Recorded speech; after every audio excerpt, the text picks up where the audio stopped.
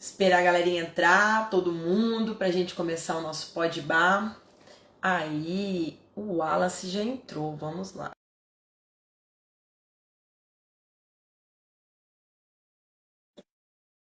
Boa noite, galera. Wallace, deu certo.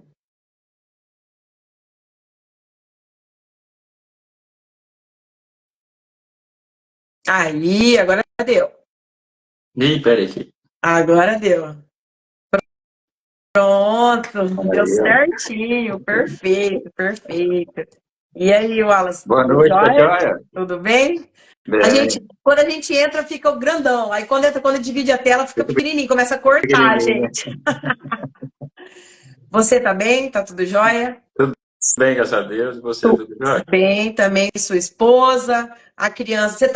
A sua esposa tá com o neném na barriguinha e o neném fora da barriguinha, é isso, né? Bem, a gente tá grávida a Luísa. Tá tudo certo, tá tudo bem com os Tudo dois, bem, né? graças a Deus. E eu sei como é que tá a família aí, Bom, tudo bem? tá tudo jóia.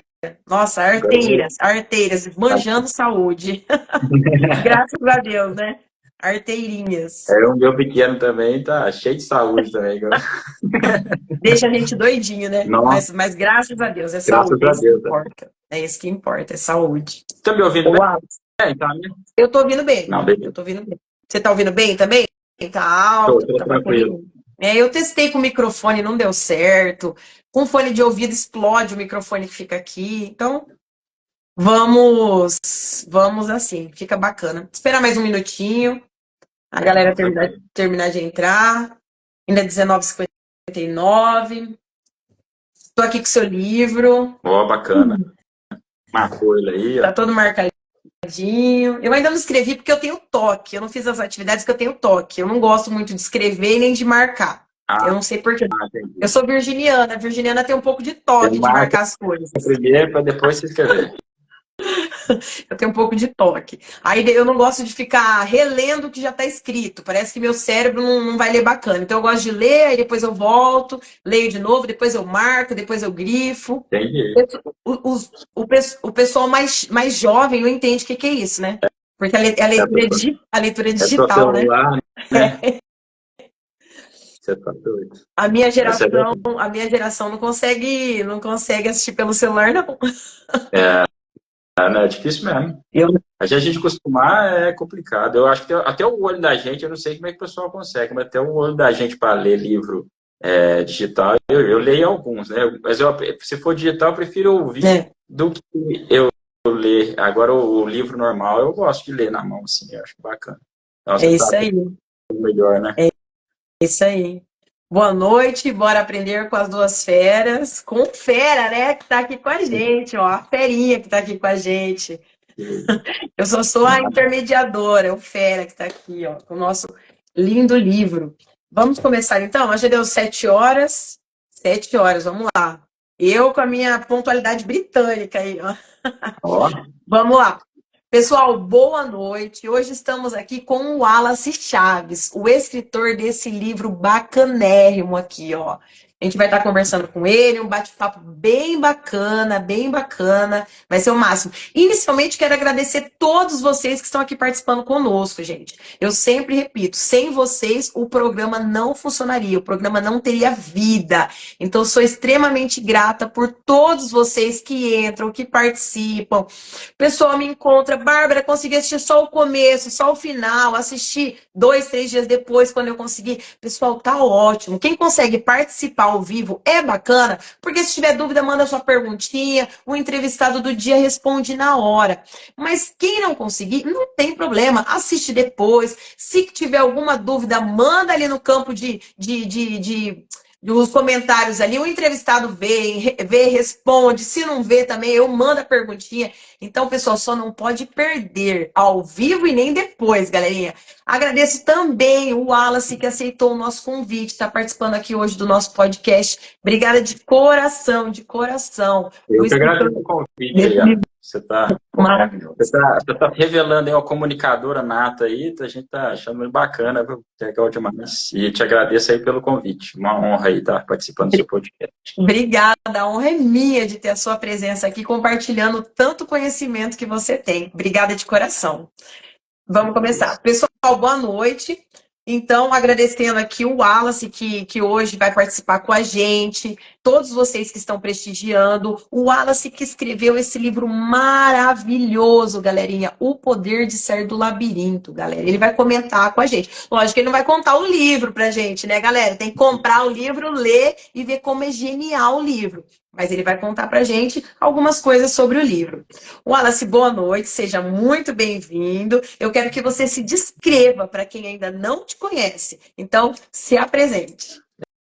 Boa noite, eu agradecer você de novo aí a oportunidade, né? Então, meu nome é Wallace, eu sim, me defino como cristão, marido e pai, né? Então, sou graduado em engenharia, pós-graduado em finanças e fiz alguns estudos na área de gestão do conhecimento. Então, eu tenho vamos dizer assim, um passado de experiências na área de melhoria do trabalho, onde eu estudei muito a respeito ali do comportamento do ser humano no trabalho ali, né? Então, fui entender, principalmente a gente focava muito a respeito de como transformar a indústria brasileira, que era o desafio que a gente tinha com relação à disciplina que a indústria japonesa tinha. E a gente estudava muito, eu comecei por uma área dentro da gestão do conhecimento para entender um pouco, e era a área que eu trabalhava, que é a melhoria do trabalho, melhoria de equipes, e entender o que a gente podia fazer para entender essa questão. Dentro da gestão do conhecimento eu estudei muito. E aí, depois empreendi, né, trabalhei com a empresa própria, trabalhei na área de finanças e investimentos. E por volta de 10 anos atrás ali, né, contando a história já, né, do começo do livro aí, só para dar uma ideia por que eu escrevi, né, como eu virei escritor aí, Bárbara. Por volta de 10 anos atrás eu tive um problema emocional, tipo, sucumbi num problema emocional na época que eu estava na indústria. E ali eu tive uma dificuldade de entender que eu tinha caído, sucumbido num problema de ansiedade. E como eu sempre fui uma pessoa que era tranquila, que tinha, assim, vamos dizer assim, não parecia que poderia sucumbir nisso, eu caí nessa situação e comecei a investigar o que poderia ser e tal. Eu era meio relutante de fazer tratamentos e tal.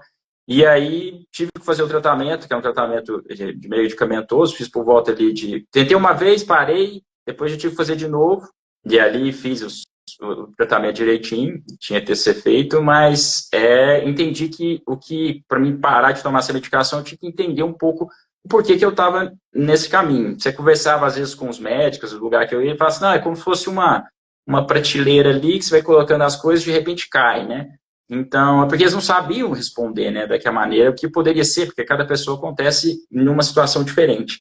Então, para mim, eu comecei a investigar, foi algo meu próprio ali, caminhos para eu poder sair daquela situação. E ali encontrei um livro do Augusto Cury, que ele escreveu, foi numa Black Friday, isso aconteceu, tipo, meados para final de 2014 ali, e ali, foi na Black Friday, lá encontrei uma coletânea de livros do Augusto Cury, que o Augusto escrevia sobre, era a tese dele de doutorado, esses livros, não sei se você já ouviu falar, dos mestres de sensibilidade, mestre do amor, ele fez a coletânea, você já viu essa? Não, eu pego mais o da infância.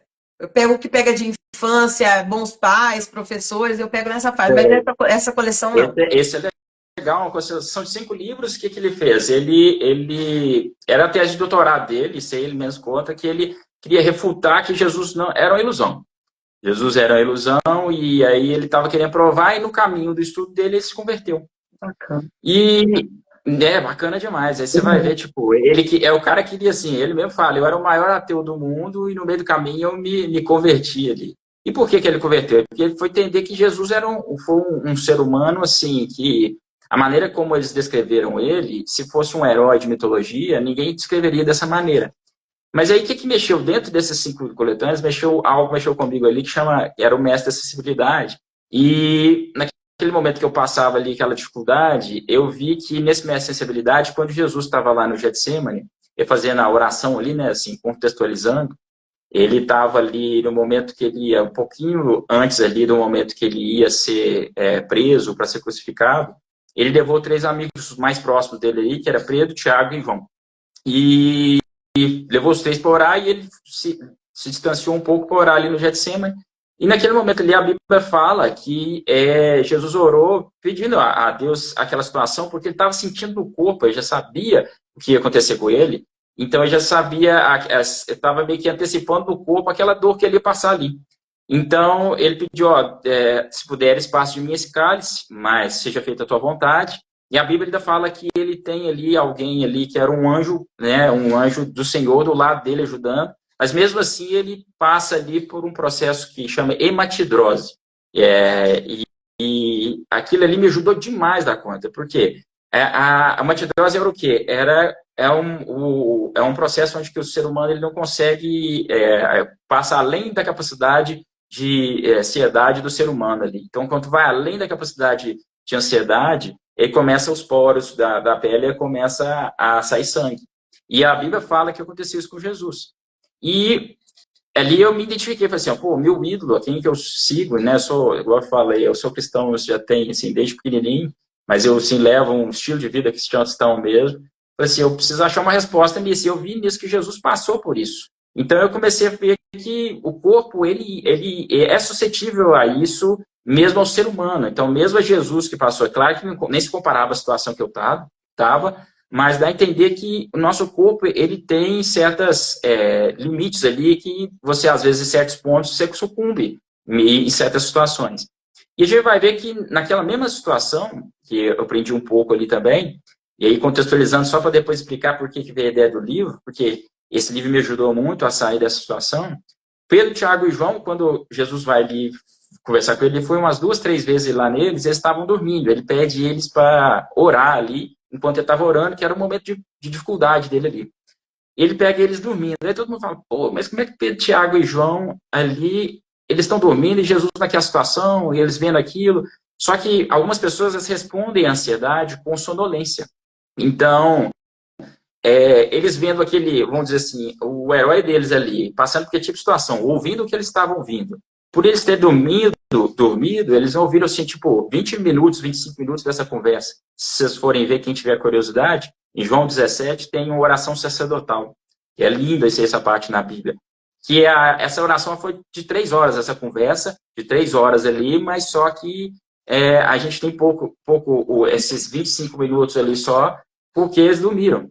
Só que por que eles dormiram? Por causa dessa ansiedade que estava. Aí Jesus fala com eles assim, que eles estavam com muito medo, apavorados pelo tipo de situação. E ele fala assim, orai para vocês não caírem em tentação.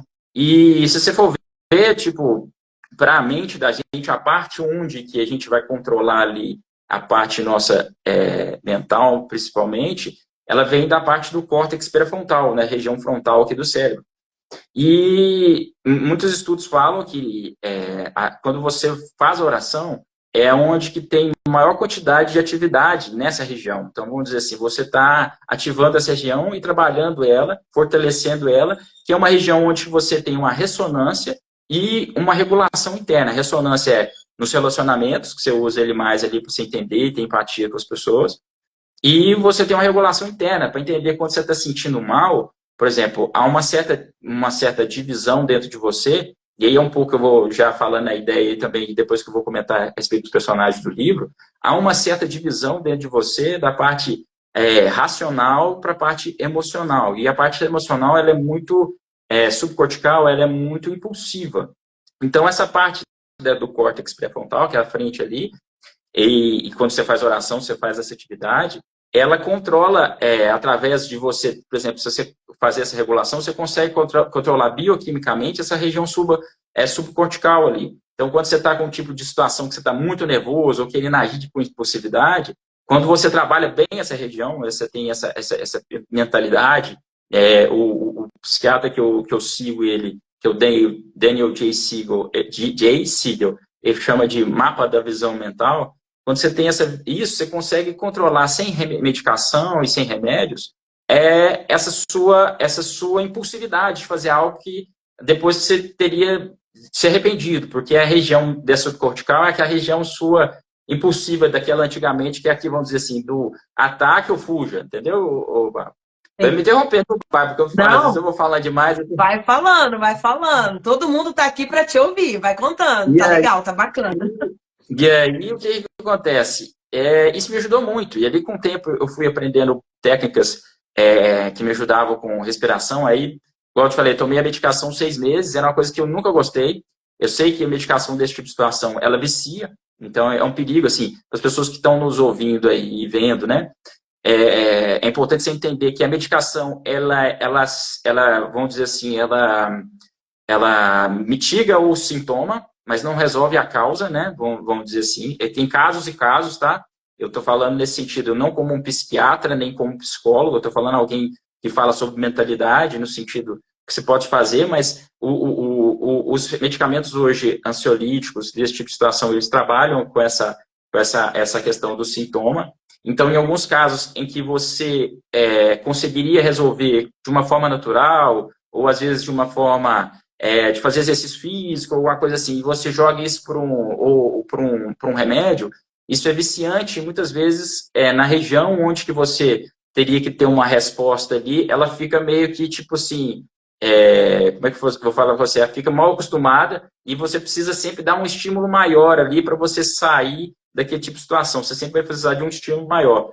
Então, eu comecei a entender que você, às vezes, com uma respiração diafragmática, você consegue controlar. Então, isso foi me ajudando. Então, fui pesquisando várias coisas.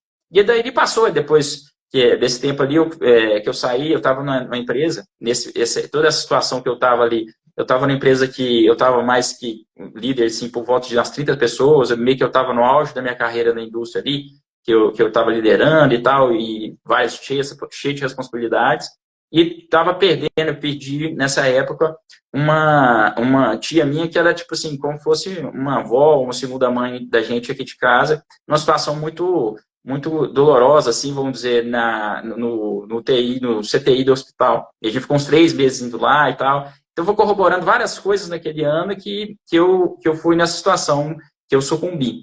E aí, depois disso, eu saí da indústria, abri uma empresa própria, depois trabalhei com treinamentos na área da minha área, com antigos chefes da indústria, que a gente fez parcerias para fazer treinamentos, para a questão de gestão de equipes, principalmente na área de melhoria, de Lean Manufacturing que a gente fazia.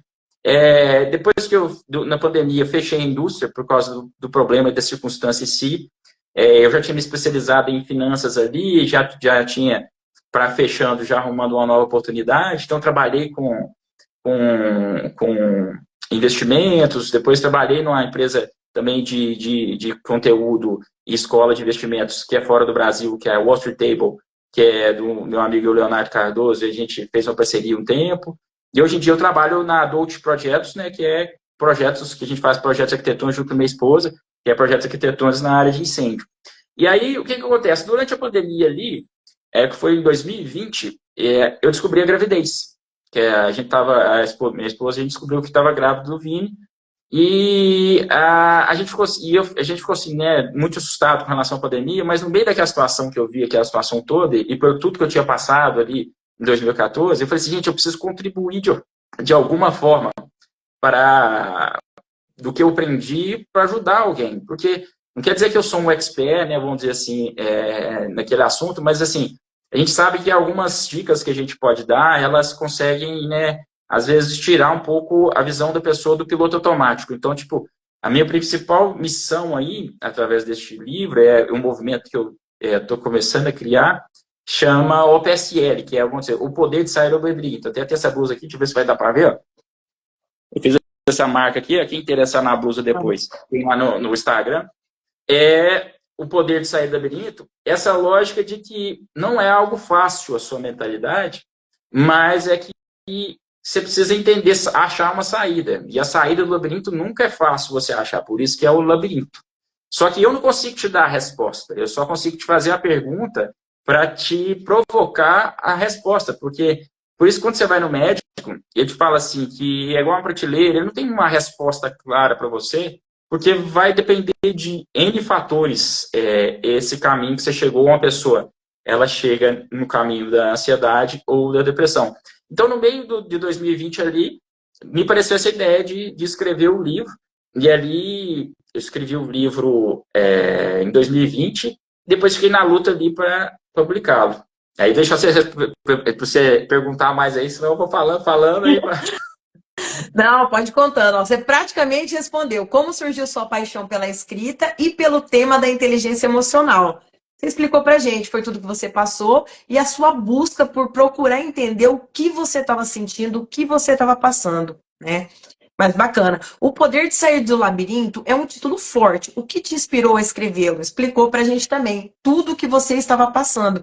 E bacana que você, por mais que você fez o tratamento psiquiátrico, que é o indicado, tem que tomar medicamento, às vezes a gente está numa fase que tem que fazer terapia, que tem que tomar medicamento, mas chega uma hora que a gente olha e fala assim, eu não quero mais tomar medicamento. Eu não quero mais tomar medicamento. E aí você vai buscar o porquê. Você começa a enfrentar os seus problemas. Não, gente, não é que quem aceita tomar o medicamento e faz a terapia não está enfrentando o problema, tá, gente? Não é isso.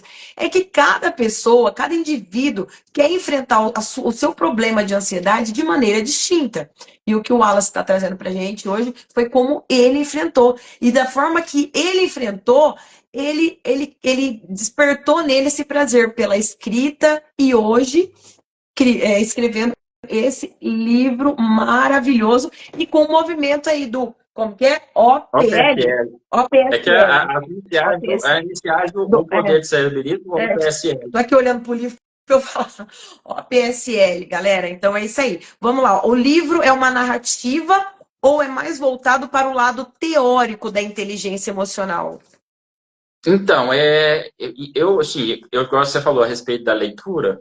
Então, eu sempre gostei de ler muito, muito, assim, sempre, quando um assunto, igual quando eu fiz a pesquisa na área de gestão do conhecimento, eu estava na parte pessoal do mestrado, estudando muito a respeito dessa área de gestão do conhecimento, então, estudei, sempre gostei de ler muito ali a respeito dos assuntos ali.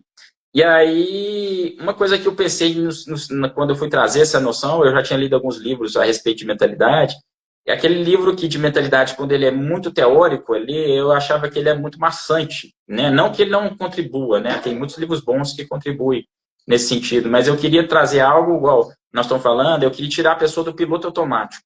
A questão maior aí nesse sentido é aquela pessoa que, igual você falou, existem casos e casos, por questão de tratamentos, né, psiquiátricos e questão de medicação, e a pessoa quando ela precisa de um tratamento. Mas só que eu acho que hoje em dia banalizou um pouco essa situação, em que as pessoas, às vezes, ela está indo até num nível tão assim rápido do dia a dia, que ela se colocou num piloto automático mesmo. Então, isso muitas vezes faz com que a pessoa ela não se questione a respeito do que está acontecendo com ela. Então, às vezes, teve insônia. Aí toma um remédio para dormir. Mas não vai entender. Aí no outro dia teve insônia de novo. Toma remédio. Aí começa a tomar remédio para dormir, toma remédio para dormir e só dorme com remédio, por exemplo. Aí não entende por que está acontecendo isso. Então essa lógica deste livro, ele vem com uma ficção para trazer esse questionamento para as pessoas. E, principalmente cada capítulo tem uma pergunta, uma atividade, de maneira que, vamos dizer assim, o que é a narrativa aí da ficção? É o tom, né? Ele tem, eu vou dizer assim, é um personagem principal que ele tá, vamos dizer assim, um cara que está no piloto automático, que está andando na vida e não está se auto-percebendo, né, ali. Então, ele entra numa jornada interna ali, onde que tem os personagens próprios do seu corpo, onde que tem uma parte que é o Bro, que é mais, assim, vamos dizer, analítico, mais da parte de pensamento lógica, e o Sul, que é a parte, que é aquilo que eu falei com vocês, que é da parte subcortical, que é a parte mais emocional. E tem o Spirit, que é o Spirit, é a parte espiritual, né? Vamos dizer assim, que é a sua experiência espiritual, que é algo que eu acho importante, e foi a mesma lógica que me ajudou com relação a todo esse processo meu. Então, entender que você... Porque muitas vezes, Bárbara, o que acontece? A nossa mentalidade é complexo, o nosso cérebro é complexo. Hoje em dia, às vezes o pessoal sabe até mais, né, do espaço, às vezes, do que no nosso cérebro, certas conexões. A gente tem trilhões de conexões cerebrais. E você, às vezes, não parar para entender um pouco dessa mentalidade. Quando eu falo, eu comento a respeito disso, eu falo um pouco mesmo de gestão da mentalidade, da emoção. Porque a nossa emoção Quando a gente fala sobre inteligência emocional, até mesmo Augusto Cury fala muito isso. Ele acha errado falar inteligência emocional porque ele acha que a emoção é burra, entendeu? E por que a emoção é burra? E a gente tem que sempre questionar isso, porque se você considera a emoção burra, você sempre questiona ela. Então, a emoção, muitas vezes, ela é impulsiva. E aí que vem esse trabalho de você criar uma visão, ali, uma visão mental e entender sempre se questionar desse processo de impulsividade, né? Eu falo assim também, muitas vezes, um dos objetivos grandes ali do livro é também tratar aquelas pessoas que às vezes estão num problema profundo, um problema sério, e quando eu falo labirinto é nesse sentido, é porque a pessoa às vezes acha que não vai encontrar, e muita gente às vezes desiste. Desistir não é a resposta, sabe? Porque você desistiu, acabou. Então, o labirinto tem uma saída. E às vezes eu sei que quando eu entrei nesse tipo de processo, quando a gente entra, a gente acha que não tem saída, mas tem. Então, quando a pessoa está num processo complexo, um processo complicado, às vezes ela acha que não tem saída e muita gente às vezes sucumbe para desistir. Então, desistir não é uma opção. Coloque isso na sua cabeça, você que está passando por um tipo de problema, algum tipo de situação, desistir não é opção. E você tem uma saída. Às vezes, a maneira como você está pensando a vida, o pensamento seu não é você. O sentimento seu não é você. Então, é importante entender que a sua consciência de si mesmo, porque muitas vezes, às vezes, vem ideias idiotas na nossa cabeça e a gente pensa que é nós, entendeu, Bárbara? Então, Daniel J. Siegel, que é um do psiquiatra, porque eu sou um pouco também aborrecido com relação a colocar toda a lógica minha por trás dessa mentalidade, ela tem também uma base teórica por trás, que é Daniel J. Siegel. Quem quiser ver ele, eu até tenho seguido no meu Instagram aí, é um psiquiatra americano. Ele fala que, tipo assim, ele com 26 anos de idade, que foi formar ali, depois da medicina, depois se especializar na área ali de psiquiatria, que ele aprendeu isso, que o professor dele falou que ele fala com seus pacientes para não acreditar em toda ideia, pensamento idiota que vem na sua cabeça. Porque você tem que questionar se você não é o seu sentimento, você não é o seu pensamento. Então você tem que se entender. Então, a ideia do livro trazendo esses aspectos diferentes dentro de você é para você entender um pouco melhor e de uma forma lúdica essa sua complexidade, para te ajudar a sair disso. E, tipo assim, não tem resposta certa, há uma resposta para você. E aí é interessante que dentro de cada capítulo eu coloco as atividades para que você acompanhe essa jornada interna do Tom ali, até no final ali, e você vai vendo que cada etapa ali, cada capítulo, a gente vai passando por uma certa situação em que vai te instigando ali a ir entrando dentro da história e entendendo ali a respeito de si mesmo, porque, vamos dizer assim, eu baseei o livro em autopercepção e relacionamentos, né, são duas coisas importantes, mas também outro aspecto que é o cérebro. Então, você vai pensar autopercepção, que é uma, tipo, mentalidade, cérebro e relacionamento. Só que isso está de uma maneira de ficção, que você vai entender por trás ali, que vai trazer essa ideia do livro ali para te levar a esse questionamento, a esse pensamento, esse raciocínio com relação aos seus problemas, aquilo que está te bloqueando. Só que, de novo, eu falo, então, o objetivo é que naquela pessoa que está em um tipo de situação igual o Baba, a gente fala, né, a gente sabe que às vezes alcança pessoas e há pessoas que elas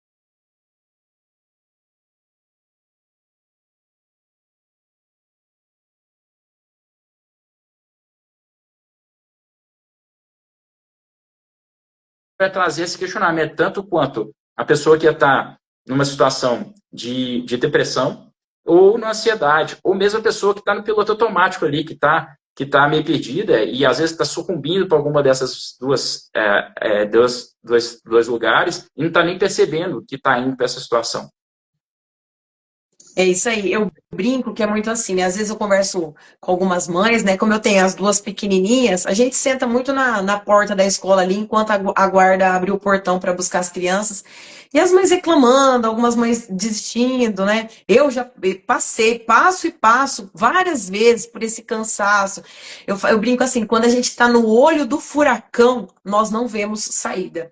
Então, quando eu vejo que alguém senta do meu lado e fala assim, ó, eu não tô aguentando, meu filho faz isso, meu filho faz aquilo. Aí vem alguém de fora e dá uma opinião. E você fala, gente, que pessoa com uma mentalidade extraordinária. Não é. É que quem está fora do olho do furacão consegue ver. Eu falo que quem está vendo de fora consegue ter uma visão macro e não a visão micro, só daquele problema, sabe?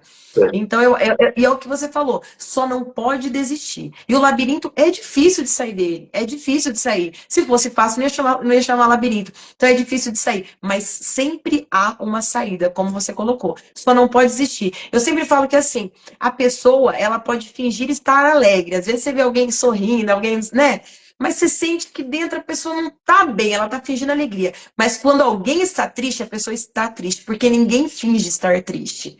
Então eu acho que a gente tem que tentar perceber que não estamos bem e procurar ajuda. Que seja um padre, que seja um pastor, que seja um médico, um psicólogo, um psiquiatra, um amigo, que seja um livro, uma Bíblia, qualquer coisa a gente tem que pedir ajuda. E quem está de fora também tem que olhar, você tem que olhar para o seu colega de trabalho, para o seu familiar, porque a gente tem que detectar que a pessoa que está ao nosso lado também não está bem. Eu estava esses dias com uma pessoa próxima que eu sentia que não estava bem. Era uma pessoa extremamente amável, parceiro, companheiro, e daqui a pouco estava agressivo, sabe? Tava bravo. Eu falei assim: você não tá normal, você não tá bem, porque você não é assim e não quis procurar ajuda médica, mas aceitou ausentar uns dias do trabalho, dormir até mais tarde, descansar, ir para academia, assistir uma série, e foi o suficiente para a pessoa. Então, assim, não é que todo mundo que está passando por um problema precisa tomar remédio, precisa internar, precisa de alguma coisa séria. Às vezes a gente precisa, assim, do mínimo, a gente precisa do mínimo. Às vezes é só o que você falou, sair do piloto automático. Talvez essa pessoa estava no piloto automático. E essa pessoa se afastou um pouco do trabalho, leu a Bíblia, refletiu, dormiu até mais tarde, malhou. E assim, então foram coisas que ele fez para ele. E você conversa com essa pessoa hoje, ela fala: em 30 dias eu sou outra pessoa. E assim, mas alguém de fora teve que falar. Ele não conseguia reconhecer que ele não estava bem. Então eu falo, a gente sempre tem que olhar para o nosso colega, para o esposo, para a mãe, para o pai, para o filho. Às vezes a gente tem filho adolescente passando por algum problema. A gente tem que pedir ajuda para esse filho adolescente. Porque é o que eu falo, quando a gente está no olho do furacão, Wallace, a gente não vê saída. Eu falo isso porque eu enfrentei uma filha bebê, o meu pai doente, em estado terminal de câncer, eu grávida de outra neném. Eu vi aquilo, eu falava assim: meu Jesus, eu não via saída, eu achava que nunca ia estar bom. Porque eu falei assim: meu pai tá morrendo, minha filha vai nascer, eu não vou ficar feliz porque a minha filha nasceu, porque eu vou ter acabado de perder meu pai. Então, quando você tá no olho do furacão, você não vê saída. E é isso, mas sempre há uma saída, e é não desistir. A gente tem que continuar. A gente tem que continuar. Ah, mas eu passei por algo muito triste, mas você tem que continuar. Continua por alguém, continua por um filho, continua pelo pai, continua pelo amor, continua por alguém. A gente só não pode desanimar. E é isso aí. Seu livro traz essa mensagem. E eu adorei, porque o livro é isso. É uma narrativa bacana que vai te envolvendo.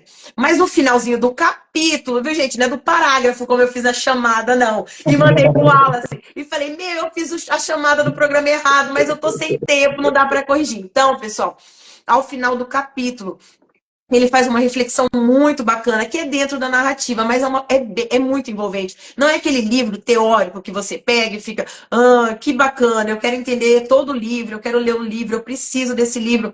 Mas ele tá me deixando cansada, é uma leitura cansada, que eu consigo ler 2, 3 páginas. Não, é uma narrativa que vai te envolvendo. Aí no final vem aquela reflexão, aí vem aquela atividade que Não, virginiano não não, consegue. Não, virginiano não consegue escrever no livro. Aí vem aquela atividade que eu não escrevo. Eu até escrevo numa folha sulfite, num caderninho de rascunho, mas eu não escrevo em livros. Eu tenho toque, eu não grifo, eu não escrevo, eu tenho um pouco de toque. Mas enfim, pessoal, o livro é incrível. Ó, tem o pessoal perguntando onde adquire o livro, qual o valor, qual o livro que você leu do Augusto Cury. Pera aí que a gente já volta. Deixa eu continuar as questões aqui, que a gente já volta e ele vai responder todas as perguntas dessa entrevista maravilhosa. Tá vendo, Wallace? Você tá trazendo muita riqueza para o programa, o pessoal cheio de dúvida aí. Então vamos lá. Ó, você explicou, né? Aqui eu tenho uma pergunta. Qual foi o maior desafio em escrever este livro? Eu acho assim, o desafio foi que na época estava no início da pandemia, né? Eu fechei o negócio em 2022. Eu estava trabalhando, escrevi ele cedo, tipo 5 horas da manhã, comecei a escrever e ia trabalhar depois na marcenaria, porque na época eu tinha essa indústria de marcenaria, que eu fechei em 2022, e estava bem complicado porque também estava passando pelos problemas da pandemia em si, né? A gente não sabia se vender, se não ia, aí a gente vendia na casa das pessoas, então eu acho que o maior desafio foi tirar do papel ali, mas a minha ideia foi não escrever um livro, é isso que você falou, escrever um livro que ele fosse maçante, né, fosse algo que pudesse ajudar as pessoas mesmo, né, e isso eu me vejo como um propósito, né, e de Deus, assim, né, para ajudar mesmo, para contribuir para as pessoas, e queria escrever de uma forma diferente. Eu acho que Deus, né, me abençoou ali para poder ter uma ideia dessa ficção, para trazer de maneira leve um assunto que ele às vezes é complicado, né, e para se auto-questionar, né, assim, para trazer a pessoa uma reflexão sobre si mesma e não ficar algo maçante ali de livro de autoajuda ali, para ser uma coisa real e que pudesse ajudar a pessoa a refletir e que a pessoa, depois que lesse ali, aquilo pudesse ajudar ela de uma forma, a sair de algum tipo de problema, sair de algum tipo de situação que ela, às vezes, achava antes que era impossível sair, sabe? Então, acho que foi essa a intenção, o propósito de Deus, né, em mim, nesse sentido aí que me tocou ali, foi trazer essa visão, esse questionamento para as pessoas ali. Até falo assim que minha missão é trazer, né, libertar as pessoas através das perguntas certas, porque é mais a questão de você usar aquilo ali para sua vida mesmo. Então, acho que foi isso aí que foi o maior desafio, trazer algo que pudesse prender sua atenção, mas que pudesse te ensinar e fazer você refletir sobre sua própria vida ali. Bem bacana. Ô, Wallace, praticamente você já respondeu, mas eu vou fazer a pergunta caso você queira complementar. Você pode compartilhar um pouco sobre a mensagem central do seu livro? Praticamente você contou pra gente, mas se quiser, acrescenta. Assim, igual eu falei, eu baseei muito, eu sou assim, meio metódico com relação a isso. Eu não sou um psiquiatra nem um psicólogo, sempre fui muito estudioso. Eu falei, minha base para isso vem do estudo a respeito do comportamento das pessoas no trabalho. Então, às vezes, como engenheiro, entender, e às vezes a pessoa fala assim, mas como assim? Por que você foi estudar isso? Se for ver que a base do que eu estudava muito, que era o sistema Toyota de produção, ele foi criado baseado no corpo humano. Então, o cara que criou o Taishi, você vai ler a biografia dele, poucas pessoas leem, sabe? Aí, o pessoal vai inventando umas coisas em cima das outras, mas eu voltei lá atrás, comecei a ler na época, ele baseou o sistema dele no corpo humano. E aí, é o que funcionava, algo natural. E eu comecei a ver que aquilo que era, né, na minha área, aquilo que era mais natural, que voltado ao que é natural, que Deus criou, vamos dizer assim, né, é o que funciona, é a maneira do sistema funcionar. Então, a ideia era trazer essa visão a respeito, né, ali dessa minha visão a respeito da gestão do conhecimento, do entendimento disso, também nessa visão da gestão das emoções, da mentalidade. E o livro vem nessa meada aí, nesse sentido, para trazer isso e principalmente trazendo essa visão do Daniel J. Siegel, que fala sobre essa questão da pessoa, ela tem essa capacidade, né? Você foi Daniel J. Siegel foi um dos primeiros psiquiatras americanos a questionar a respeito do tratamento do médico com relação ao paciente, principalmente o pessoal antigamente tratava só a doença e não tratava o paciente. Então ele começou a questionar isso na época que ele estava na faculdade, mas é um dos pioneiros aí nesse sentido. E ele fala muito sobre a teoria do apego também, que é a importância de você, no livro também aborda um pouco a respeito disso, da importância dos primeiros anos, né, de uma criança na formação ali da emoção dela, porque principalmente há uma certa... a gente tem que entender que existe a primeira coisa que desenvolve no seu cérebro é a parte direita ali, que é a parte muito envolvida com a emoção, e depois que da linguagem, que a parte esquerda sua a parte esquerda ela vem mais para você ali explorar o mundo, a parte direita ela que é a parte você vai explorar, entender você como pessoa. Então, até um certo momento, a criança ela não sabe se ela é a mãe ainda ou se é ela mesma, e depois vai ser esse processo ali.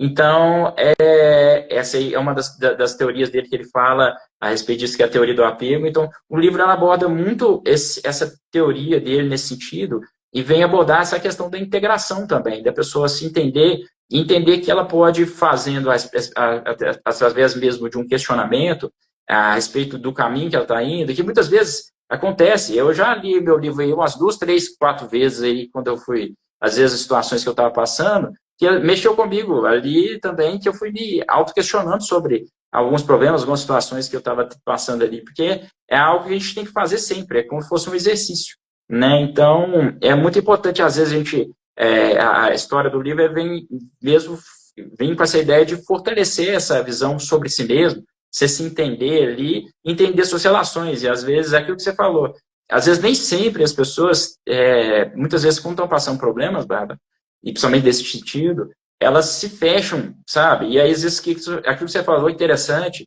porque se você tem alguém que se preocupa em enxergar ali a outra pessoa, e aí é difícil também isso, porque se a pessoa, às vezes, e isso também baseado no que eu tenho estudado, se a pessoa não consegue se enxergar ali também, ela não consegue ter empatia com os outros, sabe? Então, é difícil, porque às vezes você fica tão atarefado e tão cheio dos seus próprios problemas que você começa a esquecer de olhar para si e para os outros. Então, isso te atrapalha você e as suas relações. Então, a ideia é que questionar tudo isso dentro de você para que você possa fazer isso uma atividade sempre consigo mesmo. Tendo um momento ali para você se auto-questionar, tendo um momento para você também ter de oração, de meditação ali, para desenvolver essa área sua, né? Eu sou como cristão, eu venho falar da importância muito de a pessoa ter essa conexão, né, de espiritual, ter essa conexão com o Criador, com Deus. Então, isso é importante dentro de todo o seu processo ali, e isso já é provado que essa região, como eu falei, que é o córtex pré-frontal ali central, ele desenvolve mais, o pessoal faz scan ali e vê que essa região, ela é uma região que ela é muito ativada quando você está fazendo oração, principalmente às vezes quando você faz isso, o joelho faz isso, essa região já é uma região que está preparada a fazer isso.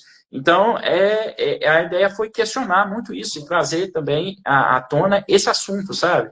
Porque muitas vezes há um tabu que as pessoas, até mesmo no passado, quando eu estava lá começando a ter esse problema, algumas pessoas perguntavam para mim, eu nem sabia que estavam tendo problema, você fiquei sabendo que você teve esse problema, eu estou tomando um tal remédio, eu já estou no meio. Aí eu falei, não, mas nunca imaginar que essa pessoa teria um problema com isso. Então, às vezes, as pessoas estão passando, e muitas pessoas hoje em dia estão passando por isso, e elas, às vezes não estão não tá na mesa ali discutindo a respeito disso, que às vezes outra pessoa está no meio do olho furacão, como você falou, e às vezes a sua ajuda que já passou por aquilo e fala, isso aí tem solução, calma lá, vai dar certo, fica tranquilo. Só essa conversa aí já ajuda. Só que como hoje as pessoas estão muito... A pessoa que tem esse problema, ela se fecha, e as outras pessoas também que estão no piloto automático estão se fechando nos seus problemas, às vezes está faltando um pouco essa empatia de você olhar para o outro. Então isso eu acho que é muito um exercício de você, quando você olha para si mesmo, você vai começar a enxergar o outro. E isso também, cientificamente falando, é a mesma região do cérebro, onde você tem a ressonância, que é onde você cria uma relação com o outro, e a regulação interna, que é onde você começa a regular seus impulsos ali emocionais, entender seus sentimentos e tudo mais. Então, o livro vem de uma maneira lúdica, não tão pesada, sabe? Eu estou explicando por trás aí a teoria por trás, mas ele vem de uma maneira lúdica ali te levar a entender um pouco melhor sobre a sua mente, sobre você mesmo e suas relações. Muito bacana. Wallace, você lançou o seu livro faz quanto tempo? Eu lancei em setembro do ano passado na leitura. Foi na leitura lá do BH Shopping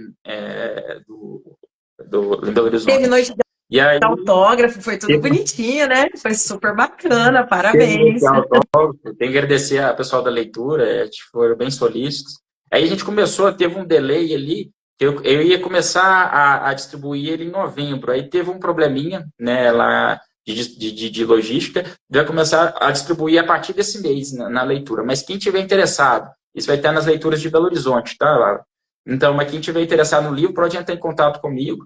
que eu também tô fazendo, a gente envia por correio ou por algum tipo de serviço de logística, mas que para quem está em Minas aí, em Belo Horizonte, eles começaram a distribuir esse mês aí uns exemplares aí na leitura. Beleza. E para entrar em contato com você é no seu Instagram, Pode é entrar isso, né? no Instagram, isso. Então, E aí eu pessoal, respondo mensagem lá e passo pessoal para. que estiver interessado no Instagram do Wallace, tá? Eu vou deixar. Apesar que eu fiz as chamadinhas aí, essa semana eu vim fazendo as chamadas e marcando o WhatsApp dele, o Instagram dele, mas eu deixo marcado também nos comentários. Ô, Wallace, de setembro para cá, o pessoal que já teve acesso ao seu livro, qual foi o feedback mais marcante que você recebeu de algum leitor? Ó, eu acho que o feedback mais marcante foi uma pessoa que, quando eu fui escrever o livro, isso há pouco tempo agora, em março, eu fiz um lançamento na igreja onde eu frequento, sabe? E ali a gente vendeu bastante livro ali no final. E eu acho que, não sei se foi uma pessoa que comprou ou alguém deu de presente para uma pessoa, e a pessoa me parou ali e me falou a respeito que aquilo transformou a maneira como ela se via, sabe? Porque às vezes a gente, né, a escrita, às vezes você não tem contato com o leitor, mas como foi ali na igreja, e a pessoa me vê lá e a gente vai, e ali teve essa pessoa que me falou que aquilo transformou a vida dela, vamos dizer assim, nesse sentido. A maneira como ela enxergava um problema que ela estava muito tempo com dificuldade de resolver. E ela falou assim, não, a leitura do livro me transformou. E aquilo me marcou muito, porque eu falei com a minha esposa quando eu fui escrever o livro, porque não é fácil, Bárbara, né? A gente fala assim, vou escrever o livro. Aí fala, nesse sentido de você achar uma editora, você fazer por conta própria, ainda vai. Mas eu comecei a escrever o livro em 2020 ali. Para mim, achar uma editora foi em 2022. E ali eu consegui publicar em 2024. Eu consegui, até interessante a história de publicar esse livro, que quando eu estava trabalhando como assessor de investimento do Banco BTG, a pessoa que me contratou, a pessoa de RH, ela até escreve o meu ali atrás, a respeito do livro ali, foi uma pessoa que me ajudou ali, né, na questão dessa editora, foi a pessoa que me indicou a editora, que ela participou da escrita de um livro, e ela é cristã também, né, igual eu, e foi, tipo, ela me contratou para um trabalho, e depois eu vi que ela tinha escrito um livro, e ela me ajudou a encontrar uma editora ali para poder publicar o livro. E aí o processo ali, até você fazer edição, fazer todo aquele processo com a editora para passar ali no processo. É uma editora que chama Coach Criativo, agradecer eles também, né? O Roger lá, que eu tenho muito contato, pessoal do Rio de Janeiro, lá de Jacarepaguá. E eles me ajudaram, né? Fizeram o processo de edição, todo o processo ali. E aí, uma das coisas que eu falei com a minha esposa foi assim, se uma pessoa, Jaine, for transformada, já valeu a pena escrever esse livro. E aí, quando essa pessoa que eu fui lá no evento e depois ela me falou, tipo, 2 semanas depois, aquilo falou assim, já veio para mim, o propósito já foi alcançado, porque se já ajudou uma pessoa, eu acho que o trabalho que teve não foi fácil fazer, mas já valeu a pena.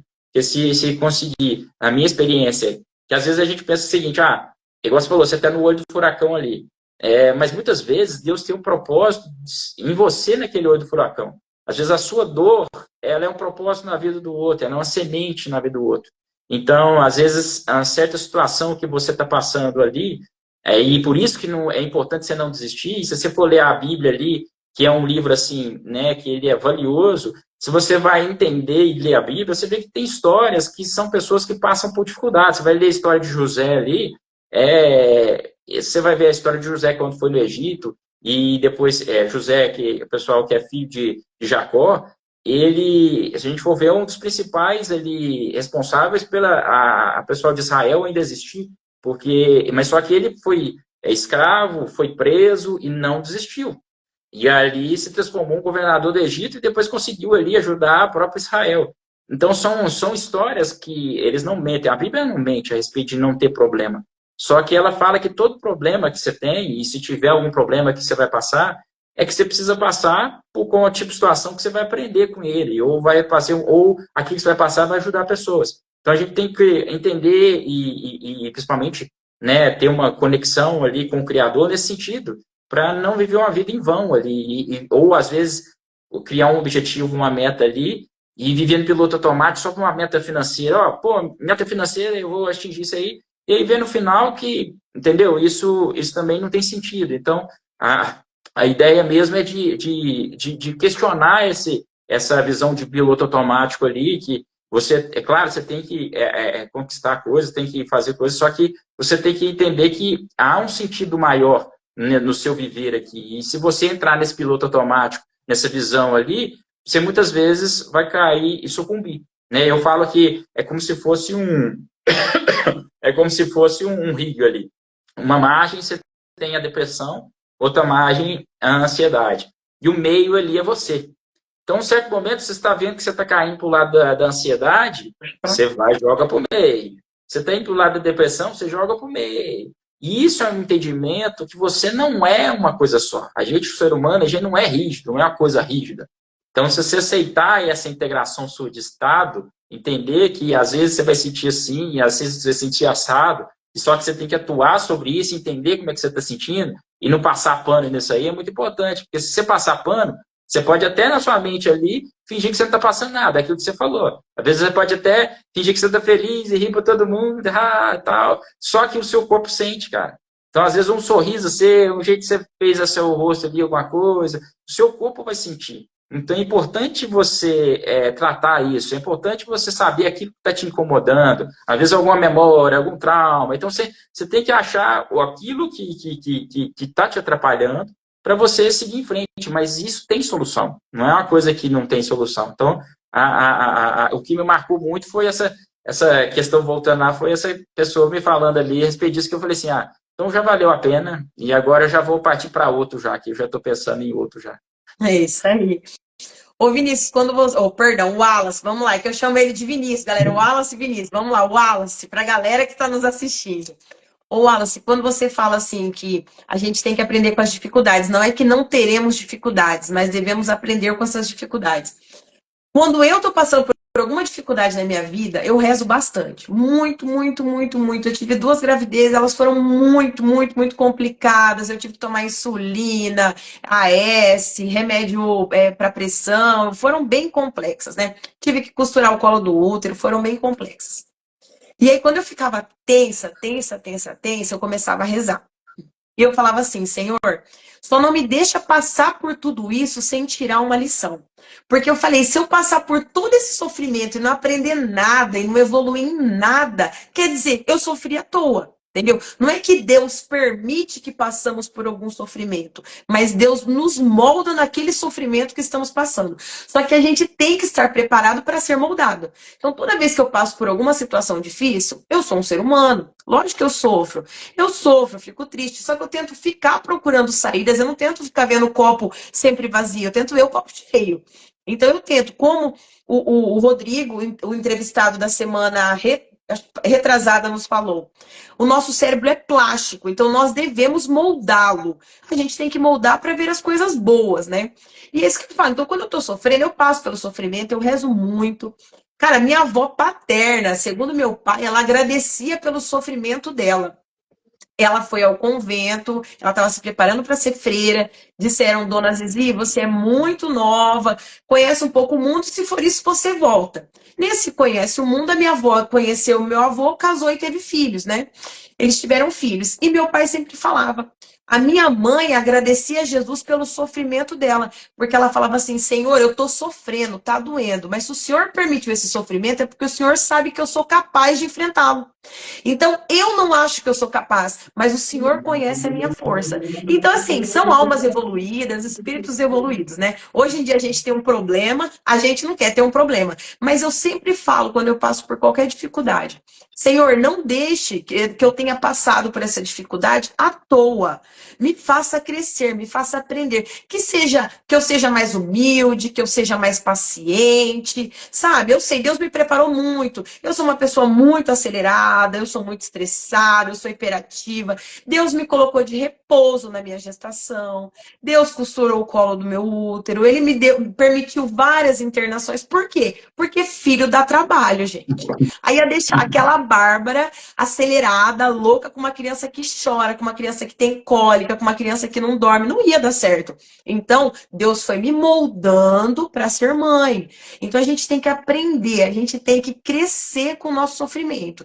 Então, galerinha, sempre que está passando por um sofrimento, se apega a Deus, se apega a Deus. Em primeiro lugar, se apega a Deus, se apega à sua família, faz o que é bom para você, mas primordial, aprenda com o seu sofrimento. Aprenda com o seu sofrimento. Não sofra à toa. Eu falo, eu tenho que crescer com o meu sofrimento. Porque sofrer por sofrer, gente, não dá certo. Vamos evoluir a alma, né? A Eu gosto muito de gentileza, a uma parte humanidade. tem uma parte em Tiago que fala a respeito disso aí, dessa parte aí do sofrimento. Ele fala assim, começa depois que você for ler, é um livro curto. Quem quiser ler, é um livro pequeno. Ele começa assim, falando assim, tem de bom ânimo por passar por provações. E aí ele fala que às vezes, há uma certa de diferença ali sobre que você passar por uma certa situação, nunca Deus vai te tentar. Tá entendendo? E muitas vezes aquilo que você tem que passar é algo que você precisa evoluir, está dentro de você e você precisa evoluir ali. É você próprio que está com aquele problema. Então, Deus nunca tem algo de ruim, Ele nunca vai deixar algo de ruim acontecer com você. Só que aquele tipo de situação que está tirando o foco seu, aquilo ali você vai ser provado. Então, você vai ser trabalhado naquilo. Então, e não por causa dele, é por causa de você mesmo, que você está, às vezes, tá dando muita atenção a algo que é igual nós estamos falando, é o piloto automático. Às vezes você está tão no piloto automático que às vezes ele vai te dar uma chacoalhada aí com algum tipo de situação que ele vai te chamar a atenção. Pô, volta para sua vida aqui, ó, presta atenção. Não te fiz para ser assim. Eu te fiz porque Deus não criou robôs, né, Bárbara? Ele não criou pessoas que vão trabalhar o tempo inteiro, robôs ali e tal. Ele não criou. A gente vê o robô lá na China, o robô está trabalhando até sem luz lá. Eles criaram uma fábrica de robô, então o robô trabalha sem luz, sem nada. Então não tem alimentação. Então Deus não criou robô. Então a maneira como o Criador quer se relacionar com a gente é diferente. E vamos dizer assim, o objetivo dele é que a gente tenha plenitude, né? E essa plenitude, se você às vezes está com uma visão turva a respeito do que tem que ver, você vai passar por problema para você chegar ali no processo que ele quer que você chegue ali, no momento que você tem que chegar na visão que ele quer que você veja. Mas nunca vai partir dele aquilo, é sempre da gente que vai ser tentado, vamos dizer assim, a gente, dentro daquilo que a gente tem dentro de nós, é que a gente vai ser tentado ou provado ali. Se você vai ver Tiago, depois quem quiser ter esse de ler, é interessante, é um livro interessante de se ler. Wallace, vamos lá. Como você define inteligência emocional na prática do dia a dia? Na prática do dia a dia é uma boa pergunta.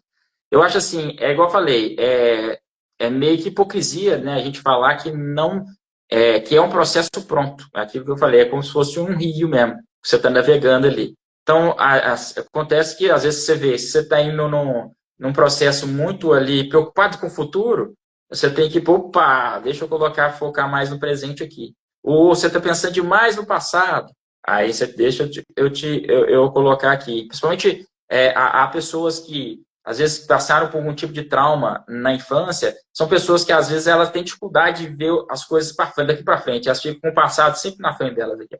E isso pode ser que às vezes leve ela para um caminho depressivo ali, né? Então, ela tem que sempre se auto-questionar, minha vida daqui para frente. Então, às vezes a leitura do livro também, ela ajuda a questionar um pouco a respeito disso, da pessoa que ela tem essa dificuldade ali de vencer esse problema passado. Né, um começo de reflexão sobre isso.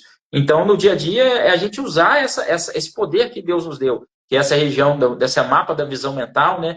Vamos dizer assim, ele te dá uma visão de si mesmo, você entender que você tem que trabalhar isso. Então, momentos que você puder no seu dia, deixar um tempo ali, para você ter um tempinho de meditação, para se meditar ali, 20 minutos, 10 minutos, vai depender, até 30, que é bom. Você vai ter um tempo de oração, um tempo de meditação, um tempo assim só seu ali, para você ter essa reciclagem mental, e você vai trabalhar sempre essa região sua, que é uma região onde você vai ter uma regulação mental ali, né, regulação emocional, e tanto você vai se relacionar melhor com as pessoas, vai enxergar isso que você falou, Bárbara. Viu o rapaz que está com problema ali, vai dar para ele uma sugestão, né? Isso às vezes é um dom seu que você tem de ver, mas nem todo mundo tem essa visão. Às vezes as pessoas têm um pouco de dificuldade de enxergar a outra ali, dependendo do temperamento. Mas isso às vezes também vai ver também é por causa do próprio, a pessoa está tão cheia de problemas ali que ela não consegue enxergar.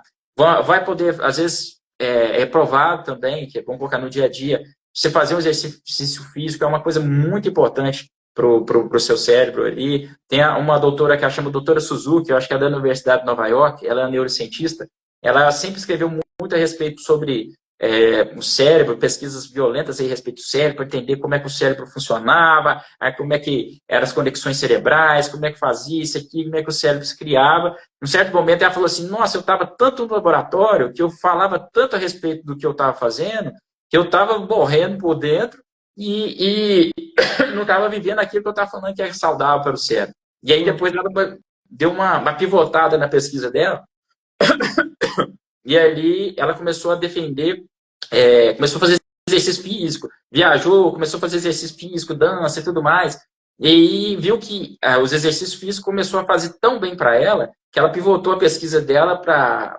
ver os benefícios do exercício físico para o cérebro de uma pessoa. E é importante também que o exercício físico ele desenvolve essa área da região do córtex, desenvolve a região do hipocampo, que é uma região importante para o ser humano, da questão de memória, e uma região onde tem criação diariamente de células-tronco. Então, uma região que ela começa a crescer quando você vai fazendo exercício físico ali. Então, exercício físico é importante, meditação é importante, alimentação é importante. Muitas vezes as pessoas estão passando por certas situações porque estão comendo mal e também porque estão no piloto automático e coloca o seu corpo em segundo plano, em cima da rotina. Então, assim, há algumas dicas aí que pode ser utilizada a inteligência emocional ou a gestão da emoção, né, no seu dia a dia, trabalhar nos seus hábitos ali. Às vezes, o problema ele não está propriamente dito num problema emocional, mas está na sua rotina. Você está fazendo algumas coisas que não estão fazendo bem para você. É isso aí. Ô, Wallace, você acha que as redes sociais têm ajudado ou prejudicado o desenvolvimento da inteligência emocional? Assim, ó, eu até vendo uma coisa esse fim de semana, Bárbara, interessante isso, que é o pessoal falando, a palavra do ano passado do dicionário da Oxford, ela fala sobre, acho que root brain, acho que é um negócio assim, root brain, que seria, a tradução seria cérebro podre. É uma palavra que é usada para as pessoas que usam muito, é a palavra, depois eu acho que é esse root brain, eu acho que é uma coisa assim. E aí, a palavra do ano passado, de 2024, do Oxford, falando sobre isso, porque o nosso cérebro, ele não, até o conteúdo que você usa para o cérebro ali, que você vai ficar vendo, até isso você tem que ficar atento, porque, vamos supor, a quantidade de informação que você tem ali, quanto mais superficial ela for, pior para o seu cérebro, vamos dizer assim. Então, vamos dizer, essa quantidade de informação e essa quantidade de tempo nas redes sociais, isso tem feito encolher o cérebro, vamos dizer assim, nesse sentido. Porque você não está desenvolvendo, você está encolhendo. Então, eu acho que é uma coisa, quanto mais as pessoas puderem, né, diminuir, tem até um doutor interessante mais, que ele chama, esse eu acho que é psiquiatra também, se chama Dr. Daniel Adam. Esse cara fez mais de 250 mil scans do cérebro do ser humano, sabe? Fez scan do cérebro de Justin Bieber, scan do cérebro do Mike Tyson, gente famosa e tal. Então, um cara que entende mais do cérebro, ele é um cara que defende o seguinte, o psiquiatra é o único cara que trata uma doença sem ver o órgão. Então, ele bate muito na tecla de fazer scan do cérebro das pessoas que estão, às vezes, com problema emocional, para entender exatamente, porque, segundo ele, as pesquisas dele, você consegue entender, às vezes, certos padrões de atividade cerebral para você tratar certos assuntos. Então, por exemplo, vamos supor, não sei se você ia falar da Kim Kardashian, por exemplo. Já ia falar dessa Kim Kardashian. Ele fez que ela comentou sobre isso, que ela é famosa. Ele foi fazer o escândalo do cérebro dela depois do Covid. Aí ela estava em um processo de ansiedade violento. Aí estava pegando fogo o cérebro dela ali, foi ver, ela estava com uma inflamação devido ao Covid, deu uma inflamação cerebral. Então, em vez de tratar ela com remédio ansiolítico, ele teve que trabalhar ela com anti-inflamatórios.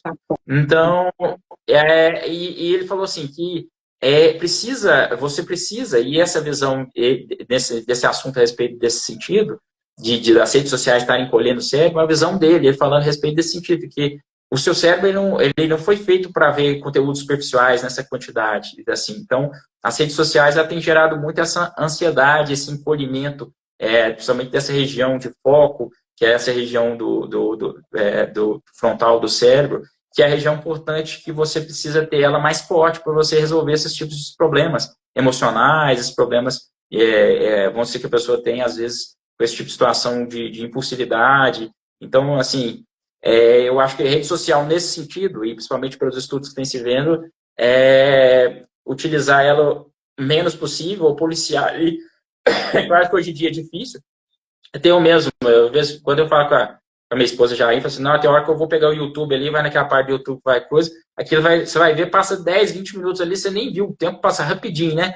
Então, assim, é muito importante a gente policiar esse tempo, porque tem, às vezes, eu sei que tem pessoal que às vezes fica criança, a gente tem que tomar cuidado com a questão de criança também, adolescente, principalmente porque só depois dos 25 anos é que o cérebro da criança, ele está, e do adolescente, do ser humano, ele está totalmente desenvolvido, principalmente essa parte de decisão, essa parte de racional.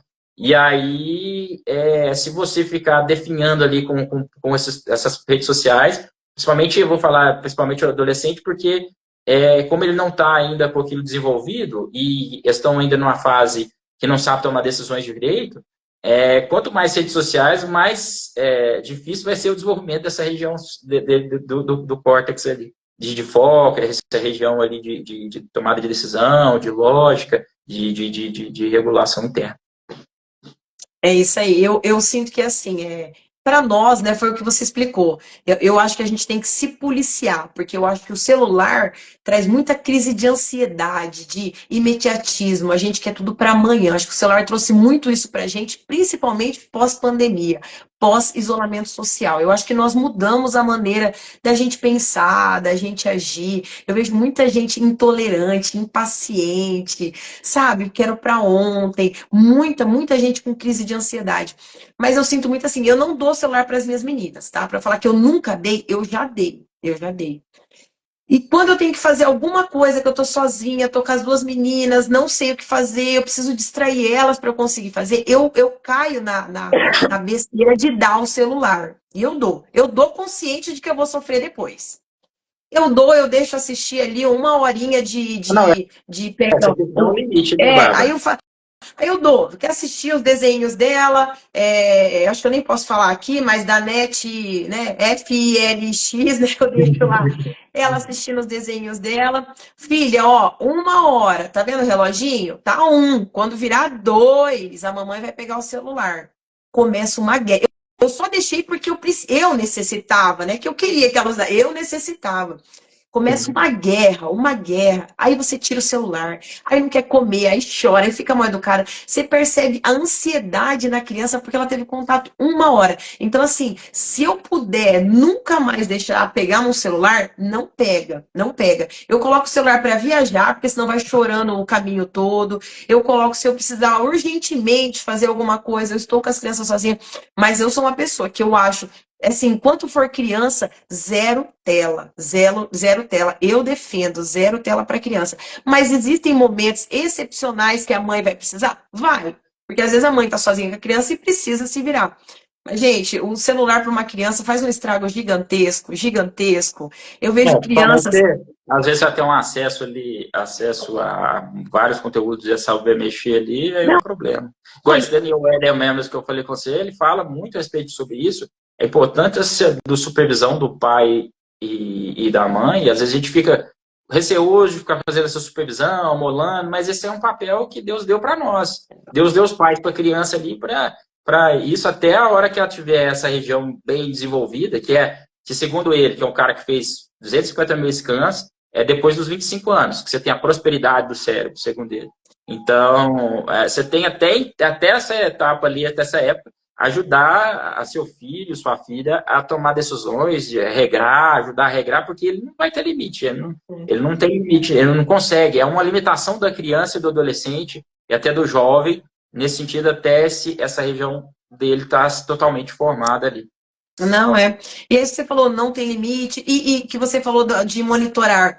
Pessoal, quantos casos de pedofilia a gente vê que foram descobertos, que nem serão descobertos? Quantos conteúdos são jogados na cabeça do teu filho que você fala, mas essa não foi a educação que eu dei, mas essa foi a personalidade, foi a educação que ele conseguiu na internet. Sabe por quê? Porque ao invés de você ficar em cima do seu filho, lendo um livro, vamos rezar, vem cá, senta no colo, pra mamãe fazer um carinho, você tá com o celular, sabe por quê? Porque é gostoso. Você tá com o filho no celular, você consegue fazer o que você quiser. Porque filho, meu filho enche o saco, meu filho chora, meu filho. Aí você taca no celular. Só que depois você vai desconhecer o teu filho. Você vai falar, esse não foi o filho que eu criei, mas esse foi o filho que você ajudou a criar. Tacando celular, tacando telas. Então, eu sou a favor de 0 telas, tá? Eu acho que de vez em quando tem que ter um contato ou outro, dependendo de como vai acontecer, porque o mundo futuro é digital e o seu filho não pode ser analfabeto na área digital. Então, eu acho que um contato ou outro. Mas, por exemplo, as minhas filhas, se eu falar para você que ela tem acesso ao celular, uma vez por mês eu deixo elas pegarem o celular. Isso é porque eu comprei um celularzinho para elas, para não acabar mexendo no meu celular, tendo acesso a conteúdo que não deveria, enviando, já chegaram a mandar câmera da foto de videozinho da minha câmera de vigilância em grupo de trabalho. Então, para não acontecer isso, cada uma tem o seu celular. Só que eu falei, fica desligado sem bateria. Por quê? Porque é um pecado você dar tela para o teu filho. Porque o teu filho, eu falo que é um CDzinho virgem, que você vai gravar as informações. Então é um pecado a gente dar tela para os nossos filhos. Eu sou totalmente contra. Isso aí, às vezes, porque a gente às vezes tem um erro de achar, porque muita gente fala assim, meu filho tem autonomia, sei lá o quê, mas só que é uma limitação que o cérebro dele não está formado, totalmente formado, e principalmente essa área de decisão. Então, você tem que tomar muito cuidado, porque às vezes a gente não tem essa visão também, a respeito dessa limitação, eles não têm condição de tomar boas decisões, até mesmo não colocar na criança e o adolescente também, é importante ficar, né, às vezes o adolescente vai ficando, né, mais velho, o adolescente vai ficando, às vezes, rebelde, assim, mas a pessoa tem que ficar supervisionando, porque ela não está sabendo o tipo de decisão que ela está tomando. Isso aí é porque essa região não está totalmente formada ainda. Então, ela não entende sobre quais são as consequências disso, ela não entende. Isso é uma questão biológica. Então, a gente, como pai, é importante a gente ter essa supervisão. Tem que ser chato, não tem jeito, mas tem que ser chato. Mas depois dos 25 ali, que ele entender, depois que ele estiver mais maduro, ele vai entender que isso vai ser uma coisa importante para ele no futuro ali e vai te agradecer. Se você não fizer até então, ele vai ter problemas e depois vai te cobrar por isso também, né? É isso. Aí. Ô Wallace, se pudesse deixar um único conselho para quem quer transformar a própria vida, qual seria? Não profundem.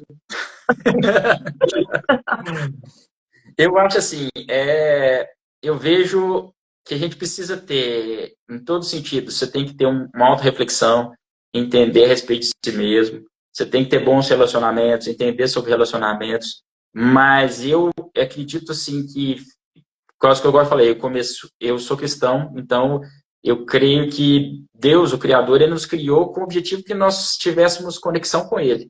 Então eu vejo assim, e eu te falo assim, porque eu estudei, igual eu falei, estudei um pouco sobre a cultura japonesa, sobre o japonês, e a gente vê o pessoal muito disciplinado, mas a gente vê muito índice de autoextermínio no Japão, né? E a gente vê que, vamos dizer, é um pessoal que tem uma mentalidade, disciplina e tudo mais, muito bem definida.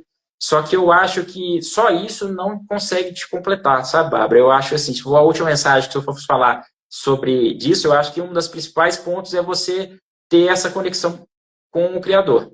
Entender qual que é o seu propósito de vida, né? É aquilo que a gente falou. Às vezes, dependendo do tipo de situação, do problema que você está passando, se você não tiver essa conexão, você sucumbe, no sentido de querer desistir.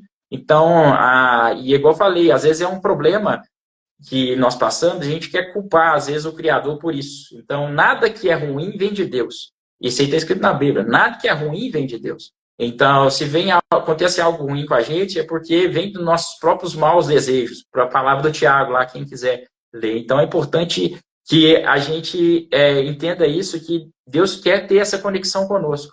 Ele quer ter esse relacionamento conosco.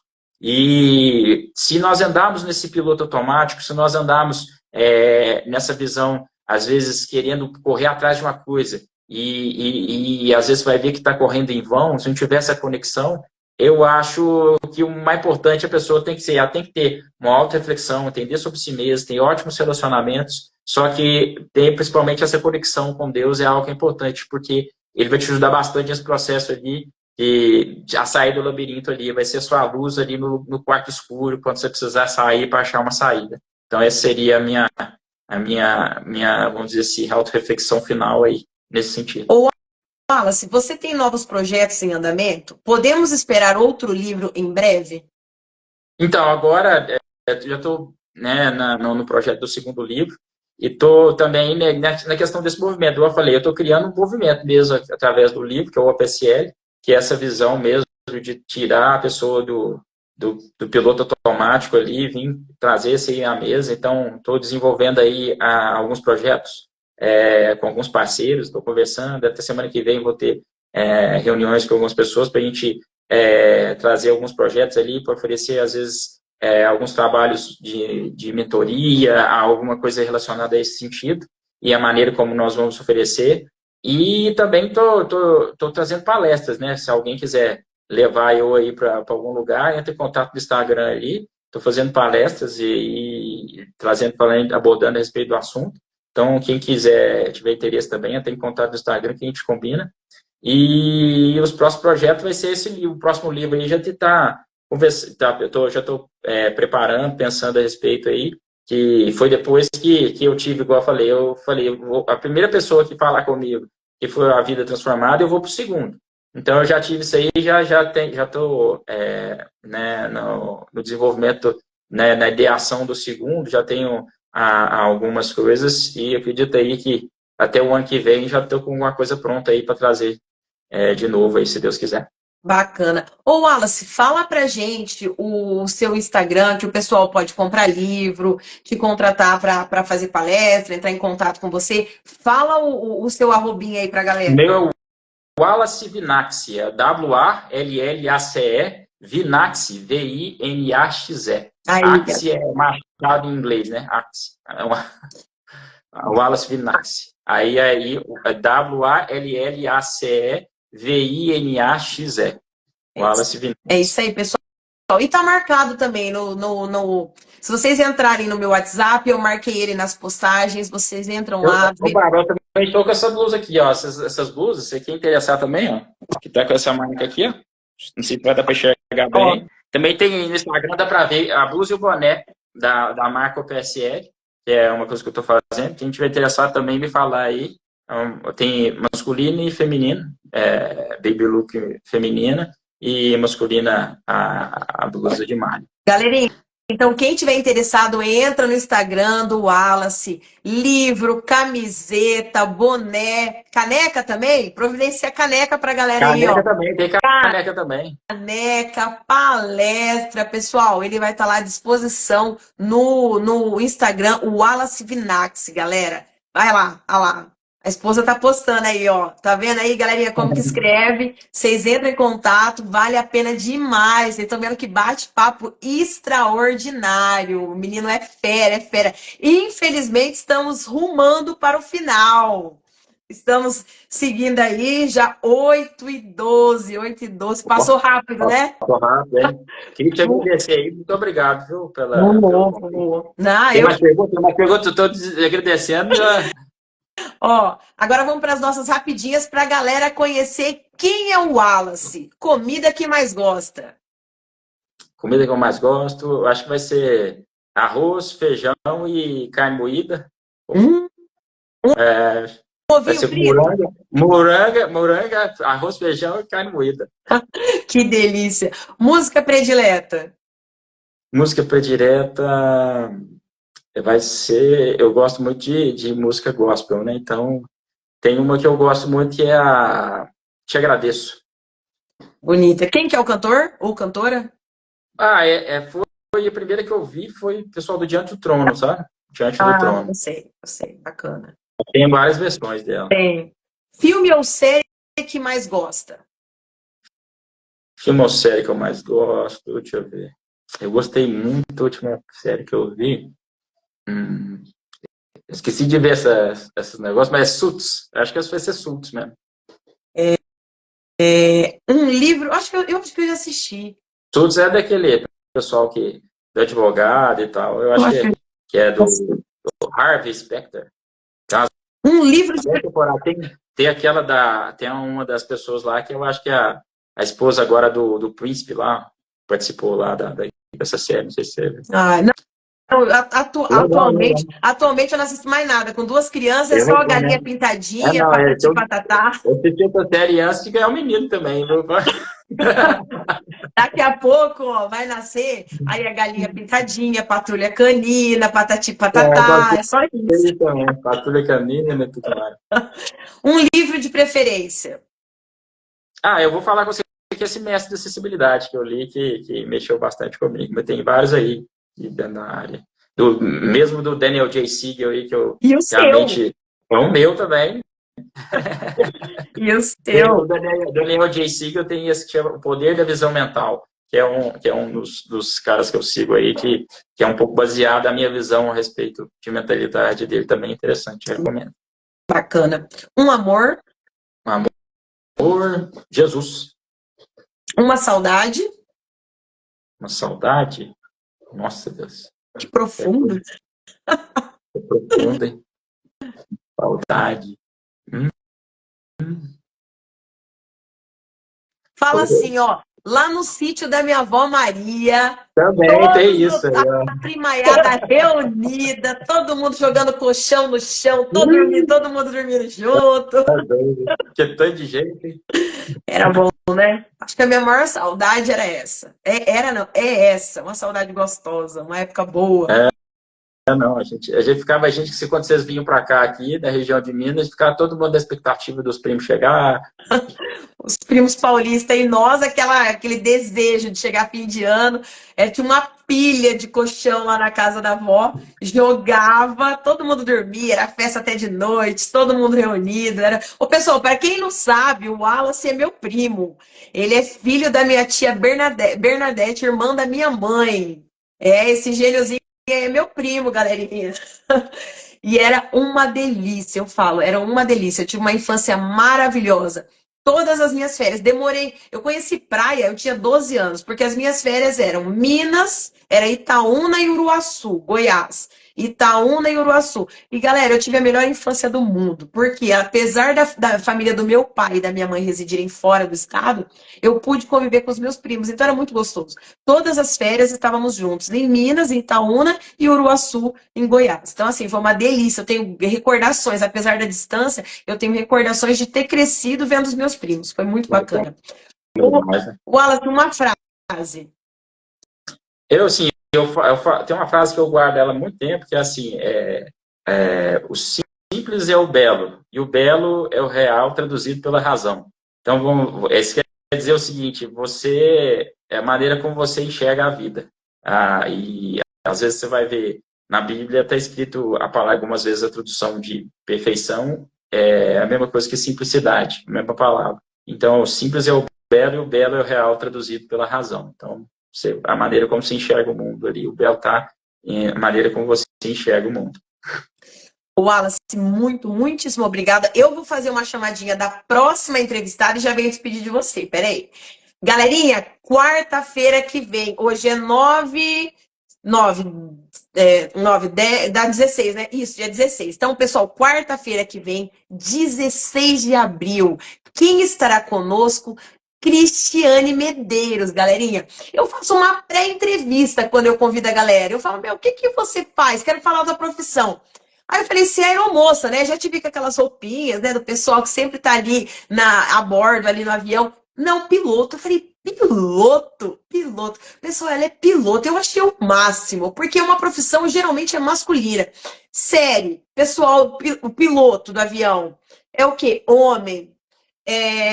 Filme, homem, vida real, você tá viajando, homem. Quando ela falou piloto, eu achei o máximo. Então, galerinha, quarta-feira que vem, dia 16, né? Olha me perdendo na data de novo. Dia 16 de abril, Cristiane Medeiros, piloto, galera. Só que ela vai falar com a gente, é um assunto muito bacana.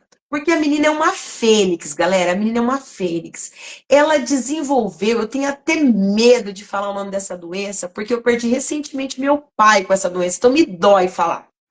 Mas ela até colocou CA, ela nem colocou câncer, galera, mas eu vou falar. Ela teve câncer de mama aos 35 anos, galera. Uma menina, ela vai contar pra gente como que foi o tratamento. E aí, tô doente, vou desanimar, vou chorar, vou entrar em depressão ou vou achar a saída do labirinto? O que que ela fez, Wallace? Ela achou a saída do labirinto. A Cris, ela lutou contra essa doença temível, cara, contra essa doença horrível, essa doença mal, sabe? Ela lutou. Faz 11 anos que a Cris está curada, galera, e ela vai estar aqui com a gente, contando esse exemplo, contando como ela foi fênix, como que ela lutou contra essa doença. E hoje a Cris tá linda, tá cabeluda, tá alegre, tá feliz. A Cris vai vir contar pra gente que ela venceu essa doença, galera. Então, quarta-feira que vem, Cristiane Medeiros. Desde o primeiro dia que eu conversei com ela aqui no podcast, eu falei, a nossa Fênix, ela vai vir aqui contar pra gente a história de vida dela. A Cris, que é piloto, galera, eu achei o máximo, piloto. Cris, aguardamos você aqui, viu? Quarta-feira que vem. Todos vocês que estiveram conosco, que participaram da live, obrigada de coração, galera. Sem vocês, a live não acontece. Muito, muitíssimo obrigada. Ó, eu não vou responder as perguntas, mas a esposa do Wallace, acho que é ela, tá respondendo. Muito obrigada, Jane. Não deu tempo, porque a gente ultrapassou o tempo, quase meia hora do nosso tempo, mas foi um bate-papo muito, muito, muito gostoso, muito produtivo. Wallace, obrigada de coração por ter aceitado o meu convite. Eu sei que a tua esposa está grávida, você tem uma criança, tua vida é corrida, corrida, mas obrigada por ter arrumado essa horinha para conversar com a gente e para engrandecer tanto meu podcast e trazer tanto conhecimento para a galera que nos assiste. Obrigada de coração. Beijo e muito obrigada, viu? Eu que agradeço. Fica com Deus. Você está de parabéns aí para o seu podcast, muito bacana. Você está se revelando uma ótima comunicadora, está de parabéns, continua isso aí, com o projeto. E agradecer também todo mundo que ficou com a gente até agora. Muito obrigado a todo mundo. Te agradeço aí, uma honra para mim estar participando desse projeto seu aí. Acho muito legal. E que Deus continue te abençoando aí. E a gente trazer também uma mensagem boa para quem às vezes precisa ouvir. É muito bacana. E eu fico muito honrado aí. Agradeço muito. Obrigada de coração. E foi o que você falou, que hoje a mensagem tem atingido alguém que precisava ouvir. Foi muito produtiva, foi bacana, mas entre as pessoas que nos assistiu, às vezes tinha alguém precisando ouvir aquilo que você falou. E eu tenho certeza que você atingiu alguém em cheio e pode escrever o próximo livro que vai ser um sucesso, porque você é maravilhoso, maravilhoso com o seu conhecimento. Obrigada de coração. Beijo, beijo, beijo. Galera, fui! Beijo, tchau, tchau. Tchau.